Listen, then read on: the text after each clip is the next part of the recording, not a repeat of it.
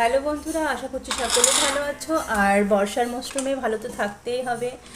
আর আজকে আমি চলে এসেছি আবার একটা মিনি ব্লগ নিয়ে। দেখো এইখানে আলু আর মটর 10টার সময় টিফিনের জন্য সিদ্ধ করা হয়েছে। তো এই টিফিনটা, এই মটরটা আমি এখন ছুঁকে মটরের ঘুগনি বানিয়ে নেব। আর ভাত নেমে গেছে, সমস্ত তরকারি মশলাপাতি এখানে বাটা হয়ে গেছে। পুজোর সমস্ত বাজার চলে এসছে। এখানে দেখো দশকর্মার সমস্ত বাজারগুলো, হাঁড়ি, তিলকাঠি যা লাগে, কাদামাটি ঢালা, এগুলো চলে এসছে।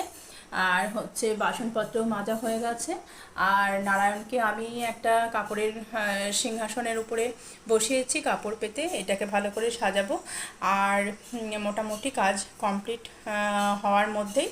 তো আমার এই মিনি ব্লগটি ভালো লাগলে লাইক করবে, সাবস্ক্রাইব করবে, সঙ্গে থাকবে।